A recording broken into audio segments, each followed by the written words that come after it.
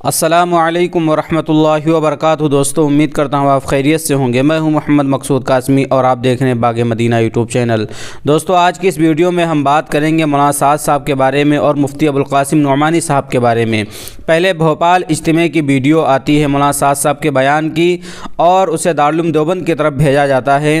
پھر مفتی ابوالقاسم نعمانی صاحب کا اس کے اوپر بیان آتا ہے درس بخاری کے دوران، اس کے اوپر کافی ہنگامہ برپا ہوا اور اب دونوں طرف سے تحریروں کا دور چالو ہے۔ ہر ایک دوسرے کو نیچا دکھانے کی کوشش کر رہا ہے۔ دونوں طرف سے لوگ تحریریں لکھ کر کوئی مولانا سعد صاحب کی حمایت میں بول رہا ہے تو کوئی ان کے خلاف، تو اسی طریقے سے کوئی مفتی ابوالقاسم نعمانی صاحب کی حمایت میں بول رہا ہے تو کوئی ان کے مخالف بول رہا ہے۔ اب ایک تحریر اور آ گئی ہے سوشل میڈیا کے اوپر مفتی ابوالقاسم نعمانی صاحب کے بارے میں، اور میں یہ چاہتا ہوں کہ آپ ویڈیو کے لاسٹ تک بنے رہیں اور اس پوری تحریر کو، اس پوری بات کو سن کر کے جائیں۔ مفتی ابوالقاسم نعمانی صاحب نے جو درس بخاری کے دوران بیان دیا تھا اسی کے متعلق چند ان سے سوالات کیے گئے ہیں اور ان سے جواب مانگا گیا ہے۔ تو آپ سے میں گزارش کروں گا، اگر پہلی بار ہمارے چینل پر آئیں تو برائے مہربانی سبسکرائب کر کے جائیں اور اسی طریقے سے پوری ویڈیو دیکھ کر کے جائیں، اس کے بعد ہی پوری بات کا آپ کو علم ہو پائے گا۔ تو چلیے دوستو، آج کی ویڈیو کو میں شروع کرتا ہوں۔ بسم اللہ الرحمن الرحیم۔ مکرم و محترم جناب مفتی صاحب، آپ نے آڈیو ریکارڈ کے ذریعے مولانا سعد صاحب دامت برکاتہم کے ایک بیان پر رد عمل کے سلسلے میں معلوم کیا تھا۔ اس سلسلے میں چند باتیں پیش خدمت ہیں۔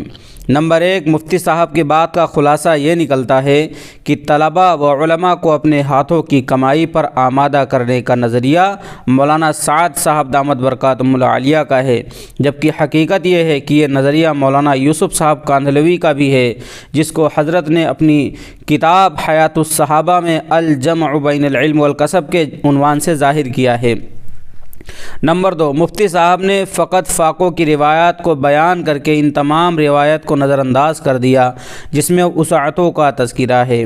گویا مفتی صاحب کا نظریہ یہ ہے کہ نبی کریم صلی اللہ علیہ وسلم کے گھرانے میں کبھی بھی گوشت وغیرہ نہیں ہوا، جبکہ علم حدیث سے واقف کاروں کے مطابق یہ بات ثابت ہے کہ نبی کریم صلی اللہ علیہ وسلم اور ان کے گھرانے نے گوشت بھی دیکھا ہے اور تناول بھی فرمایا ہے۔ نمبر 3، مولانا سعد صاحب کے ذریعے بیان کردہ روایت کو حضرت مفتی صاحب نے اپنے درس میں نہیں دہرایا، جبکہ روایت حیات الصحابہ میں مسند ابی اعلیٰ اور مسند احمد حاشیہ کے حوالے سے مذکور ہے۔ چاہیے تو یہ تھا کہ ذکر کردہ روایت ذکر کر کے اس پر کلام کرتے تاکہ ترک روایت جو مولانا سعد صاحب برکاتہم کا مستدل تھی لازم نہ۔ نمبر 4، مفتی صاحب نے یہ بھی واضح نہیں کیا کہ طلبہ علماء کے لیے کسب بالید یعنی اپنے ہاتھوں کی کمائی کا شرعاً کیا حکم ہے۔ کیا مفتی صاحب اس کو شرعاً جائز ہی نہیں سمجھتے ہیں، یا جائز تو سمجھتے ہیں لیکن مروج نظام میں اس کو قابو میں لانا مشکل سمجھتے ہیں؟ کیونکہ انبیاء و صحابہ بلکہ علماء اکرام کا اپنے ہاتھوں کی کمائی کھانا شریعت کی کتابوں میں بالکل واضح ہے۔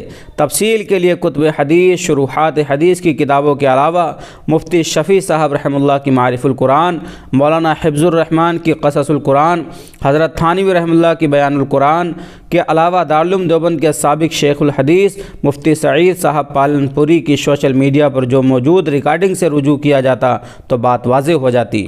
نمبر 5، مولانا سعد صاحب دامت برکاتہم نے مدارس کے مروجہ نظام کو بیکار نہیں بتایا، بلکہ اسی بیان میں مدارس کی ضرورت و اہمیت پر مستقل کلام فرمایا۔ پھر بھی مفتی صاحب نے یہ معنی نکال لیے کہ مدارس کے مروجہ نظام سے امت مسلمہ کو بدگمان کر رہے ہیں۔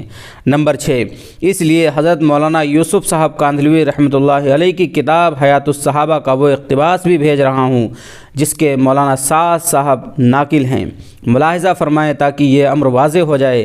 نیز بیان القرآن کا وہ اقتباس بھی بھیج رہا ہوں جس میں حضرت نے انبیاء اور علماء کی اپنے ہاتھوں کی کمائی کو معیوب سمجھنے والوں کو متنبہ کیا ہے اور کمائی کی ترغیب بھی دی ہے۔ نمبر 7، محسوس ایسا ہوتا ہے کہ جو مولانا سعد صاحب کہنا چاہتے ہیں اس کو صرف یہ سوچ کر رد کر دیا گیا کہ مولانا سعد صاحب کا نظریہ یہ ہے اور وہ بھی بے بنیاد ہے، جبکہ حقیقت امر اور مولانا کی مراد وہ تھی جو اوپر بیان کی گئی۔ متکلم کی مراد اور سامع کا اخذ مفہوم متضاد ہو گیا، ورنہ نفس کلام میں اشکال نہ رہ جاتا۔ واللہ عالم بالصواب۔ 14 रजब उल मुरज्जब बरोज़ इतवार 1444, 5 फरवरी 2023।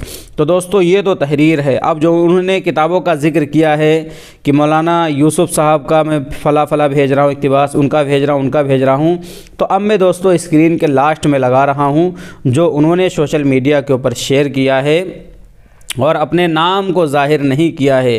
तहरीर लिख कर के 4-5 इक़्तिबास भेज दिए हैं। अब मैं उसको स्क्रीन के ऊपर लगाने जा रहा हूँ, आप अपने आप ख़ुद पढ़ लीजिए और पढ़ने के बाद इस तहरीर की नज़र में आप फ़ैसला करके नीचे कमेंट कर दीजिए कि जिन्होंने ये तहरीर लिखी है, जिन्होंने ये बात कही है, क्या ये बात दुरुस्त है या महज मुफ्ती साहब के ऊपर इल्ज़ाम लगाया गया है कि मुफ्ती साहब ने बयान को समझा ही नहीं, मौलाना साहब के बयान की मुराद वो जान ही नहीं पाए और उन्होंने कुछ का कुछ बयान कर दिया। तो दोस्तों चलिए मैं अलविदा लेता हूँ इस वीडियो से, और जैसा भी आपको लगे नीचे कमेंट कर दीजिए, और पहली बार का चैनल पर आएँ तो बराए मेहरबानी सब्सक्राइब कर लीजिए। चलिए दोस्तों फिर मिलते हैं इंशाअल्लाह जल्द ही किसी नए वीडियो में किसी नए टॉपिक के साथ। अस्सलामु अलैकुम वरहमतुल्लाहि वबरकातुहू।